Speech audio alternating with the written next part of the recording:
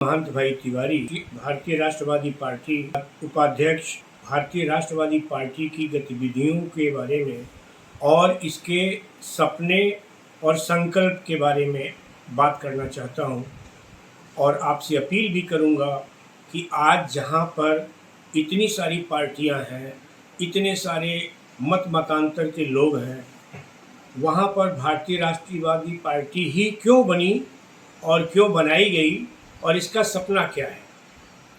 दोस्तों, जैसा कि आप जानते हैं, भारत की आज़ादी बड़े परिश्रम से, बड़ी मेहनत से, बड़ी कुर्बानी से और बहुत ही शिद्दत के साथ जुझारूपन से लड़ते हुए, सत्य और अहिंसा के मार्ग पर चलते हुए महात्मा गांधी ने इस पार्टी को एक शिखर तक पहुंचाया।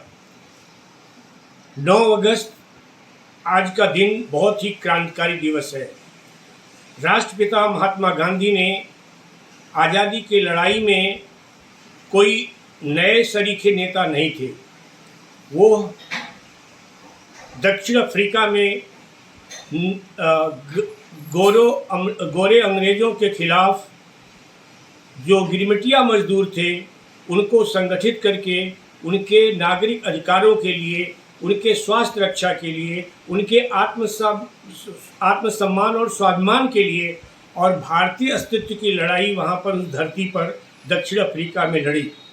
इसकी खुशबू, इसकी रौनक और इसकी चमक और दमक और नए तरीके का एक जो सत्याग्रह का उन्होंने संकल्प लिया, उससे पूरे दुनिया में एक संदेश गया। महात्मा गांधी जी 1914-15 में जब हिंदुस्तान आए तो उनके राजनीतिक गुरु गोपाल कृष्ण गोखले और तिलक महाराज से वो बॉम्बे में मिले और उन्होंने कहा कि आप तो पढ़ाई लिखाई इंग्लैंड में किए, बैरिस्ट्री आपने इंग्लैंड में किया, उसके बाद आप साउथ अफ्रीका के लोगों के साथ मिलकर के वहाँ के मजदूरों के लड़ाई लड़े, तो आप हिंदुस्तान के बारे में कितना जानते हैं। तो महात्मा गांधी ने कहा कि मैं अभी तो इतना कुछ नहीं जानता हूँ, जिसके वजह से उन्होंने कहा कि पहले आप हिंदुस्तान को समझिए। अपने गुरु के कहे हुए वचनों को लेकर के रायचंद जी, जो गुजरात में एक आध्यात्मिक संत थे, उनसे मिले और उनसे मिलके उनका आशीर्वाद लेकर के पूरे हिंदुस्तान में उन्होंने 3rd डिवीज़न का, तब जो है रेलवे में बोगी होती थी, उसमें वो अपने साथियों के साथ, 1-2 लोगों के साथ बैठ करके पूरे हिंदुस्तान को 1 साल घूमे, जगह जगह गए, जगह जगह लोगों को देखा, समझा और इसी बीच में वो कांग्रेस की सदस्यता भी ग्रहण करी। इत्तेफाक से उस वक़्त के राजे महाराजे और कांग्रेस के बहुत बड़े बड़े लीडर, जो एक बहुत बड़ा एक सम्मेलन बनारस में किए थे ऑर्गेनाइज, महात्मा गांधी जी वहाँ पधारे और वहाँ अपना उन्होंने स्पीच दिया। वह भाषण इतना ज़ोरदार था कि हर अखबार ने पहली लाइन अपने मुख्य पृष्ठ पर छापा। महात्मा गांधी ने एक विचार और एक संस्कार और भारतीय पारिवारिक जीवन पद्धति के बारे में पूरे दुनिया को नए संदर्भों में पेश किया और सत्य और अहिंसा के मार्ग पर चल करके महात्मा बुद्ध, महात्मा कबीर, गुरु नानक देव जी और इसी तरह से जो क्रिश्चियन लोगों का जो समाज था, सेवा का भाव था, उसको उन्होंने प्रस्तुत किया। लोगों ने बहुत पसंद किया। आज हिंदुस्तान में महात्मा गांधी की जयकार तो होती ही होती है। महात्मा गांधी के दिए हुए विचार से पूरी दुनिया के तमाम नागरिक अधिकारों के लोग जागरूक हुए और सत्य और अहिंसा का अवलंबन करते हुए उसका सहारा लेकर के और अपने देश की आज़ादी की लड़ाई उन लोगों ने लड़ी और वहाँ पर भी विजय प्राप्त करी। भारतीय संदर्भ में देखा जाए तो हिंदुस्तान की जो राजनीति है, पहले राजे रजवाड़ों, नवाबों और इसी तरह के जो साधन संपन्न लोग थे, उनकी ये राजनीतिक महत्वाकांक्षाओं के साथ लोगों को जीना पड़ता था। महात्मा गांधी एक पहले ऐसे व्यक्ति हैं जिन्होंने पूरे राष्ट्र को एक राष्ट्र के रूप में, जो अंग्रेज़ों की परिकल्पना थी उसके रूप में उन्होंने देखा और उससे मुक्ति दिलाने के लिए उन्होंने मार्ग दिखाया। उन्होंने सोचा कि अगर हम हिंसा के तौर पर यहाँ पर कुछ आगे बढ़ेंगे, नेतृत्व करेंगे, तो दमनकारी ये शासन व्यवस्था दमन के द्वारा इनको हतोत्साहित कर देगा। आपको याद दिलाऊं कि महात्मा गांधी के समय में जब 1917 के आसपास जब लोगों में एक क्रांति बढ़ रही थी, नौजवान लोगों का नेतृत्व बहुत उभार हो रहा था, तो चौरी चौरा कांड हो गया। गोरखपुर के पास एक थाने में भीड़ ने इकट्ठा करके बहुत लोगों को बंद कर दिया, मार दिया और आग लगा दिया। गांधी जी और उनके पत्नी और उनके जो सहायक थे, उन्होंने तत्काल इस हिंसक पूर्ण घटना की निंदा करी और इस आंदोलन को उन्होंने स्थगित कर दिया। लोगों में एक विरोध हुआ कि गांधी जी ने ज़बरदस्त तरीके से उबल रहे देश के लोगों को दबा रहे हैं, लेकिन गांधी जी ने कहा कि यह रास्ता, हिंसा वाला रास्ता ठीक नहीं है। जब भी सत्ता में लोग आएंगे तो हिंसक पूर्वक आचरण और व्यवहार की वजह से दबे कुचले और गरीब गुरबा लोगों को न्याय की लड़ाई नहीं लड़ पाएंगे। इसलिए गांधी जी ने 1916-17 से लेकर के और 1942 तक, आज के दिन तक, गांधी जी ने पूरे देश में रचनात्मक कार्यक्रम, 18 रचनात्मक कार्यक्रम के द्वारा जनमानस को आंदोलित किया, संगठित किया, आर्थिक विकास के लिए योजनाएं दी, तमाम चरखा चला करके आत्मनिर्भर बनाने की बात करी। आज के 100 साल पहले गांधी जी ने एक ही दुकान पर, जो आज मॉल कॉन्सेप्ट है, आज हम 100 साल के बाद मॉल कॉन्सेप्ट देख रहे हैं। गांधी जी ने आज के 100 साल पहले मात्र 25 लाख रुपया में घर घर चरखा चला दिया, घर घर जुलाहों को रोजगार दिलवाया, घर घर महिलाओं को काम सिखाया, तकली काट करके, चरखा चला करके उन्होंने अपने वस्त्र स्वावलंबन का पाठ पढ़ाया। इसी तरह से झाड़ू लगा करके गांव-गांव में हरिजनों के साथ ऊंची जातियों के लड़कों को जोड़ करके उनके शिक्षा का प्रबंध किया। गांधी जी ने जब चंपारण में प्रथम सत्याग्रह के लिए आए तो उन्होंने बहुत सारे लोगों को ये कहा कि जो है, आप लोग लोगों की सेवा करिए, हम आज़ादी सेवा के लिए है। आज हम अपने पुराने इतिहास को देखते हैं, आज हमारे जो नए नेता हैं, नई पार्टियां हैं, वो पुराने इतिहास की तरफ नहीं देखना चाहती हैं। जिस वक्त गांधी जी ने सत्याग्रह किया, जिस तरह से किसानों को आचार्य रामचंद्र शुक्ल नामक के किसान ने, जो बिहार के थे, पूर्वी चंपारण के, उन्होंने जो संघर्ष का रास्ता दिखाया, उसमें सत्य और अहिंसा का पूरा पाठ दिया। अंग्रेज नीलों के खेती के लिए कितना दबाव डाल के जबरिया काम करवाते थे, एक तरह से बाउंडेड लेबर की तरह काम करवाते थे। गांधी जी ने उसका विरोध किया और न सिर्फ विरोध किया बल्कि उसके लिए पूरे कांग्रेस के जमात को लेकर के गांव-गांव घूम करके, जगह जगह संगठन बना करके उन्होंने अपने अधिकारों के लिए लोगों को नागरिक जागरूकता पैदा करी।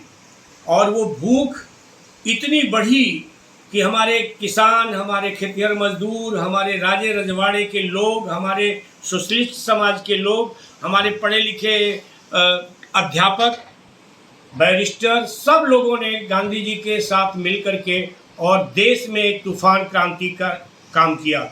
आज 9 अगस्त हमारे जीवन में एक बहुत ही आनंददायक क्षण है। आज हम ये कह सकते हैं कि जिस तरह से 1857 में जिस आज़ादी को लड़ाई के लिए मंगल पांडे नामक व्यक्ति ने जो है बिगुल बजाया था और अपनी शहादत दी थी, उसी तरह से सत्याग्रह के लिए ग्वालियर वाला टैंक बॉम्बे में उस वक़्त हजारों लाखों लोगों ने भीड़ इकट्ठा करके और अपने राजनीतिक महत्वाकांक्षा की मांग करी और कहा, अंग्रेजों भारत छोड़ो और इस देश से निकल जाओ। ये आज़ादी हमें बहुत गर्व एहसास दिलाती है और ये कहती है कि हम अपने वजूद के लिए, हम अपने स्वाभिमान के लिए, हम वीर शिवाजी की धरती के लोग हैं, हम महात्मा बुद्ध की धरती के लोग हैं, हम गांधी और सुभाष के धरती के लोग हैं। हम अपने अधिकारों के लिए लड़ेंगे और जीतेंगे। और निश्चित ही पूरे हिंदुस्तान में बलिया जैसे जगहों पर कई जगह तक उन लोगों ने एक एक हफ्ते तक अपना झंडा फहराया, शहादत दी और अपने अंग्रेजी हुकूमत को बाहर फेंक दिया। दोस्तों, जिस गांधी ने 1947 में इस देश को आज़ादी दिलाई और उनका जो सपना था कि यहाँ का हर नागरिक, चाहे वो हरिजन होगा, ब्राह्मण होगा, शूद्र होगा, दक्षिण होगा, उत्तर होगा, पूरब होगा, पश्चिम होगा, हिंदू होगा, मुसलमान होगा, सिख होगा, ईसाई होगा, कोई भी होगा, वो हमारे देश का नागरिक है। और उसके नागरिक होने के नाते, स्त्री और पुरुष होने के नाते हम हर एक की सुरक्षा की गारंटी लेंगे। आज वो सपना हमारे राजनीतिक नेताओं द्वारा जो जातिवाद, धर्मवाद, पाखंडवाद में दृढ़ रूप से वो तोड़ रहे हैं, ये अंग्रेजों की देन थी। आज जो आरएसएस अपने आप को बहुत बढ़ चढ़ करके बोलती है कि ये मोदी सरकार या ये हिंदूवादी सरकार है, ये सरासर गलत और अन्यायपूर्ण मैसेज जा रहा है। हिंदुस्तान का हर वो नागरिक, चाहे वो 10 आदमी हो, उसको भी इसमें जीने का अधिकार है। न सिर्फ उसको अधिकार है, बल्कि यहाँ के पशु पक्षी, जीव जंतु, हवा पानी, सब लोगों पर सबका अधिकार है।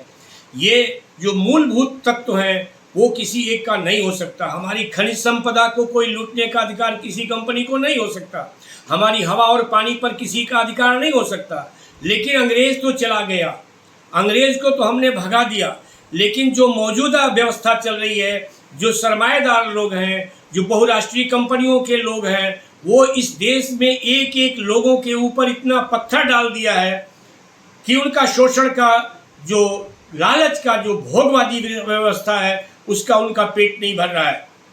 दोस्तों, आज हमें अपने राजनीतिक दलों को समझना पड़ेगा। कोई धर्म, कोई कर्म, कोई उससे महान होता है ना कि वो पाखंडवाद और फूट डालो राज से। हमने फूट डालो राज करने वालों को तो यहाँ से भगा दिया। महात्मा गांधी ने करो या मरो का नारा दे करके उनको भगा दिया। देश की जनता ने उन्हें हटा दिया। लेकिन जो छंदम देश के लोग थे, जिन्होंने टू नेशन थ्योरी की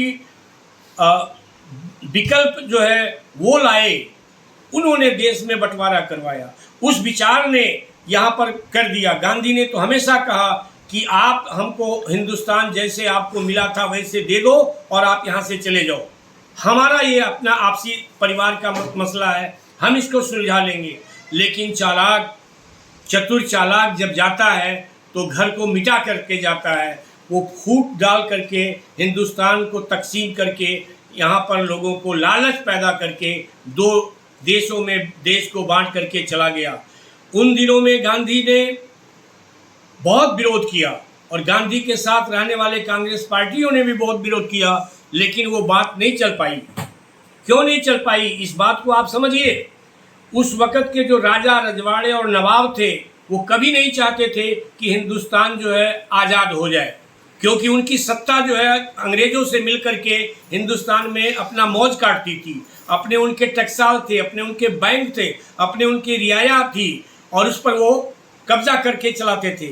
लेकिन हमारे देश के जो हमारे पुराने नेता हैं, चाहे चंद्रशेखर आज़ाद हो, भगत सिंह हो, महात्मा गांधी हो, सुभाष चंद्र बोस हो और बहुत सारे तमाम लोग ऐसे थे, लाला लाजपत राय हैं, तिलक जी हैं, इन लोगों ने जो हमको ज्ञान और शिक्षण से प्रशिक्षित किया, वो जो संकल्पना उन्होंने सजोई, उससे हम एक राष्ट्र होकर के मजबूती से आज देश में अपने सफल लोकतंत्र को जिंदा रख पा रहे हैं। हमारा संविधान है, हमारा संविधान इतना सशक्त और मजबूत है, वो किसी के तोड़ने से नहीं टूट सकता। हमारी सेनाएं चारों तरफ मजबूती से चौहद्दी पे खड़ी हैं। हमारे लोग, हम बेशक जो है हिंदू यहाँ अपने आप को कह सकता है कि हम 80% है, 60% है, 90% है, लेकिन इनके बावजूद भी हमारे इस देश में, इस सेकुलर देश में अगर कोई सुरक्षित रहेगा तो सेकुलर पार्टी में सुरक्षित रहेगा, सेकुलर सोच से सुरक्षा रहेगा, राष्ट्रवादी सोच से सुरक्षित रहेगा और उसके लिए हम लड़ेंगे। आज हम देखते हैं भारतीय राष्ट्रवादी पार्टी को, हम उन तमाम सपनों को जो हमारे पुरखों ने हमें दिया है, जो हमारा संविधान हमें दिया है, जो हमारे के जीने की और मरने की गारंटी देता है, हम उन सब पर अडिग हैं और भारतीय राष्ट्रवादी पार्टी बिना कोई भेदभाव के हर एक के साथ न्याय करेगी और सबको शिक्षा, समान रूप से स्वास्थ्य, जीवन जीने के लिए रोजगार, नागरिक सुरक्षा, नागरिक आज़ादी और भारत के हर कोने से उत्तर से लेकर पूरब तक और पश्चिम तक और पूरब से पश्चिम तक, उत्तर से दक्षिण तक हमारे कोटि कोटि जनता है, उसकी हम रक्षा करेंगे। आज भारतीय जनता पार्टी देश में जो माहौल बना रखी है उससे लोगों में एक नफरत आ गई है। मणिपुर जैसे राज्य में जो शांत प्रिय राज्य है, नॉर्थ ईस्ट के सारे 8 राज्य बहुत ही शांत प्रिय हैं। वहाँ की भौगोलिक परिस्थितियों को देखिए, वहाँ की पढ़ाई लिखाई कल्चर की देखिए, वो आदिवासी क्षेत्र लोग कितने संपन्न और सुखी थे। आज नफरत के बीच जो भी पार्टी बोल रही है, जो भी दंगा पार्टी इस तरह से काम करती है, जो लोगों के नागरिक अधिकारों का हनन करती है, हम उसका पुरजोर विरोध करेंगे और सुशासन की गारंटी देंगे। हर एक को रोजगार की बात, हर एक को समानता की बात। बाबा साहब अम्बेडकर साहब ने जो संविधान की रचना करी वो है एक वैकल्पिक संविधान।